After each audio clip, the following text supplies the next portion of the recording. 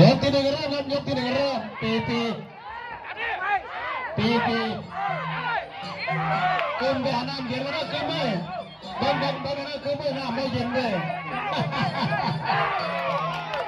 ไปกินยาแล้วขึ้นมาโอ้ยลงน้ำไม่ยกตัวนี้เสียยังเดี๋ยวไม่ยกไม่เห็นว่านั่นนี่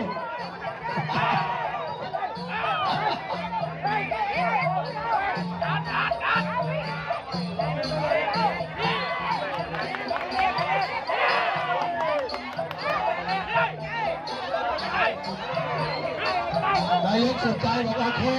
ตกลงแล้ววันที่12 เมษายนสนุกเลยมาจับมือกันแน่นอนแล้วใส่โชกกันล้างตาเขาคู่เมื่อกี้นะ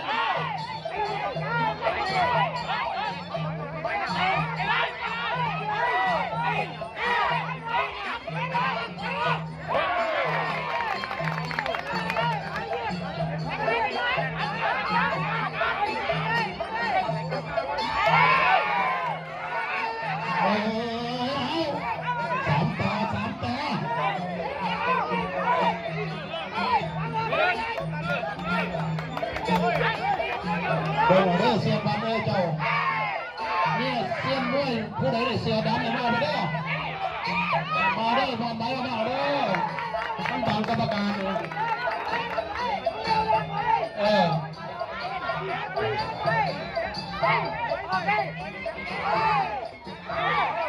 แลกแล้วโอ้ย3 ตาได้ลอยกว่านิดนึงยาไห่แล้วมันไห่สูอ่ะมันไห่กับให้มันสูนะหมดเรื่องที่ 1ก็หมดเรื่องที่ 1ยักกินอาจารย์ซักใช่ไว้ทั้งสันละ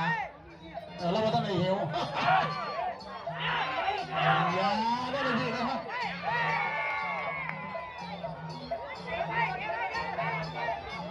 คนอย่างพบนายกขึ้นมาเลยขึ้นมาหมู่ที่ช็อปเสร็จแล้วนะครับไปรับเงินที่ห้องตั๋วหน้าประตูนะครับที่ห้องตั๋วหน้าประตู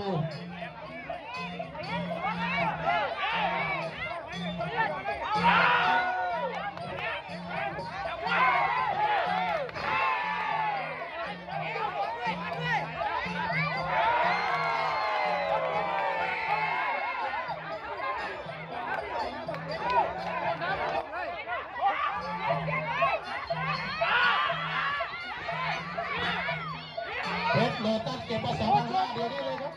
เพชรโลตัสเก็บมา2,500สินายกเค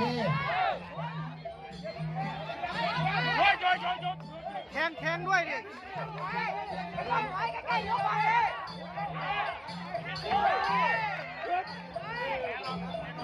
เพชรโลตัสสินายกเค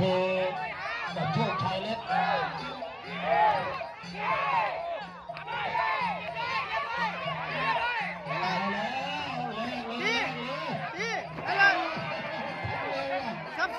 สดทำแบบเร็ว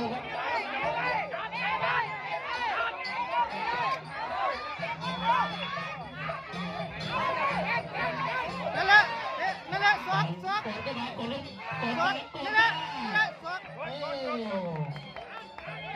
ดีสดเลยวันที่ 3เป็นสุดท้าย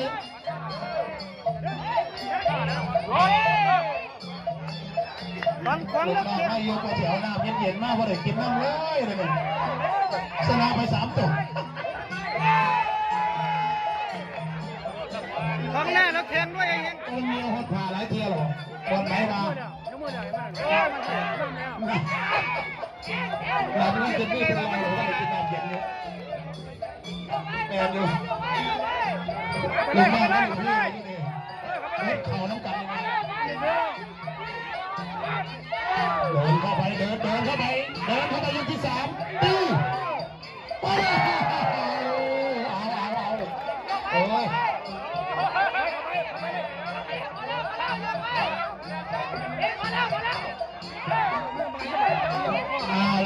มันบ่มีการไถมันบ่มีการไถเดียวพ่อเขาได้เย จะได้ซื้อมาหันข้อแล้วยังไม่พอไม่มีเมืองพอมีแต่เมืองพันหมดยกสุดท้ายนี่ เห็ดดีว่าเห็ดไหนลุยอย่างเดียวเลยนอน เสียงบัตรขึ้นมาเล่นขนาดกันเปิดอยู่สงสัยสีใดสงสัยสีใดเองคือมือมารับตึกการศึกษาข้างหน้าครับ